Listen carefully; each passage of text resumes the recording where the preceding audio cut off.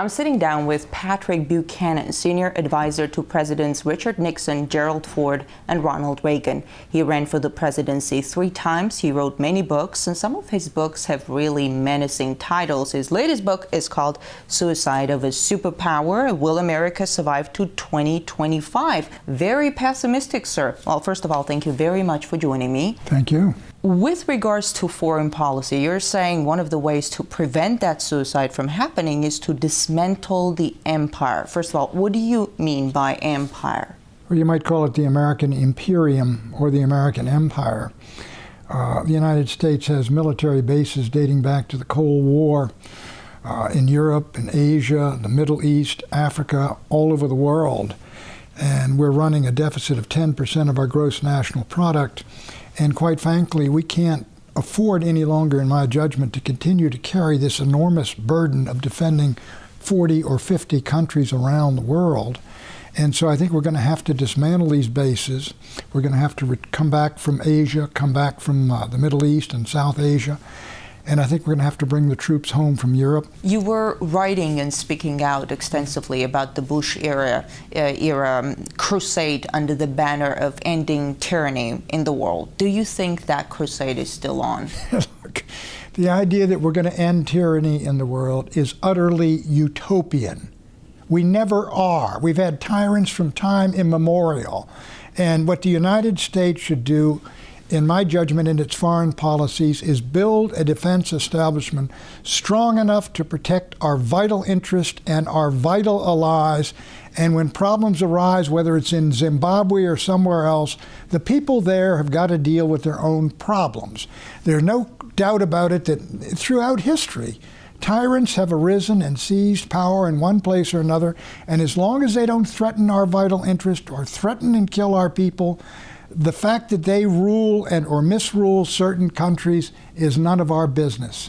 Osama bin Laden's successor said he supports the war against Assad in Syria. And Al-Qaeda was reportedly behind the 4 suicide bombings, which killed scores of Syrian officials and soldiers in Damascus and Aleppo. Doesn't it seem strange that the U.S. is on the same side with Al-Qaeda in Syria? Well, it does indeed. Listen, the Assad government has been ruthless and brutal in suppressing the uprising and the insurgency against it. Not as brutal as his father was, Hafez al-Assad, who slaughtered 20,000 people in Hama in 1982 when they rose up. And it would probably be a good thing if he departed and they had a more democratic government. But your point is well taken. The United States should ask itself not only what is the character of this regime, but first question should be, do we have a vital interest in who rules Syria? My answer to that is no.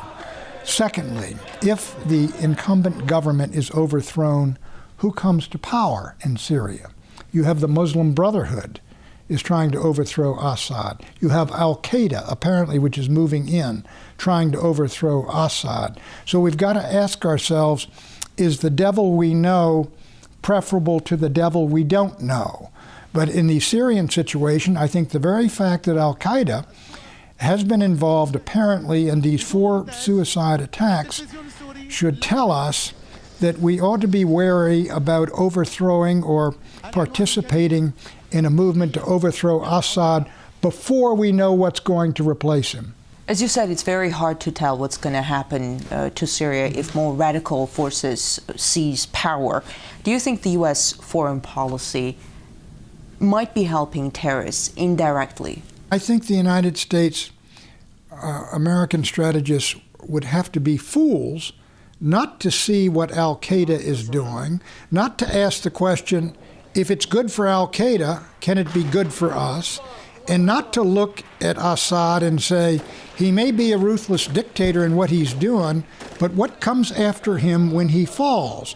I think Al-Qaeda does its best work, or it works best, when it finds a country that is fundamentally a failed state in Yemen, Somalia, Afghanistan under the Taliban. And I think in those conditions, that's where Al-Qaeda can plan and recruit far better than it can when you have a a regime which is a hardline regime running the situation, whether it's secular or whether it's Muslim Brotherhood. Syria torn apart by civil war, that seems like a good environment for them. I think Syria is really a potential disaster in that we could have there a proxy war between the Sunni and Shia all over that region. They already have Sunni coming in from Iraq. They already have Al-Qaeda in there, apparently. You could have also a conflict, ethnic conflict, with the Druze in there and the Kurds in there, as well as Arabs in there. I think this is why I am against putting weapons in and aiding the anti-Assad resistance, because an all-out war there could be a disaster which leaves a failed state in Syria. So what about the strategy that the U.S. is now pursuing, putting pressure on Assad alone and not addressing the armed groups, the fighting armed groups among the opposition as well? Well, I think that's basically the United States has taken sides in this war. We've taken sides there just like we've taken sides in Libya.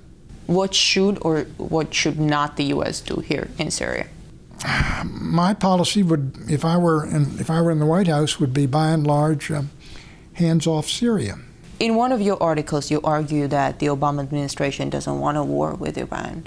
The Pentagon, U.S. intelligence community, they're saying Iran does not have a nuclear bomb and hasn't decided whether or not to build a nuclear bomb. Iranians obviously gain nothing from a war. If nobody wants it, then why the drums of war? Why are they so loud? There are people that want a war. I mean, do not think no one wants a war. You don't have wars unless someone wants it. And quite clearly, the Israeli government would like to see the United States smash Iran's nuclear program, which they think is creating the conditions where Iran could, with one leap forward, get a bomb. The Israeli lobby in the United States would like to see a war. They support the Israeli government. The neoconservatives do. Many Republicans do. There are many Americans who genuinely believe that if they believe Iran is moving toward a weapon, and if it is, they would favor military action to prevent it. There are a number of people that want a war. But is there a vital threat coming from Iran as you see it? I don't know. I don't. Look, Iran is not. Iran, I mean, during the Cold War, with due respect, Soviet Union had thousands of weapons. They could have destroyed us in an afternoon, and we could have done the same thing. I was around during the Cuban Missile Crisis. That was genuinely terrifying. But Iran doesn't frighten me, and I don't think it should frighten the American people. They don't have a bomb. They haven't made a decision to build one. They don't have the means to deliver one. And the Israelis have 300 atomic bombs. I mean, who presents the existential threat to whom? Well, I'll say who it was. I visited one of my doctors, and we were talking about, I hope we don't have a war in Iran, but now they're talking about intervention in Syria, and he said, thank God for the Russians. They've got some ships out there, and the Americans won't fool around with the Russian ships, so the Russians are keeping us out, and that's wonderful. That was your doctor? Yeah, that's one of my doctors. Do you think that's what the American public thinks? I don't think any American wants to intervene in Syria. They don't understand anything about it. Iran, though, they got the Ayatollah, and they got Ahmadinejad, and he will always help out the hawks with some insane statement every couple of months. He's going to destroy somebody or other, and then the Americans say we have to get him. What is the danger of such rhetoric? The danger of such rhetoric is that it leads to another war in the Middle East, which I think would be a disaster for my country, and I think it would be a disaster for the world economy, and I think it'd be a disaster for the world. You know, I opposed Desert Storm back in 1991. I opposed even going in and cleaning Saddam Hussein out of Kuwait because I said, this will only be the first Arab-American war. And I was right. I mean, if you talk about Islamic wars, you had the war at Desert Storm, you had the war against Afghanistan, you got the war on Iraq, you had the war in Libya, now they're talking about Syria, now they're talking about Iran. Of what benefit has this been to the United States when you see where we were in 1990 and where we are today, and where China was in 1990 and where China is today? They haven't gone into any of these countries, haven't invaded anybody. And they're moving upward, as is Brazil and as are India. And what are we doing in all these places? I don't think you can't replicate the Middle West in the Middle East. Thank you. Thank you.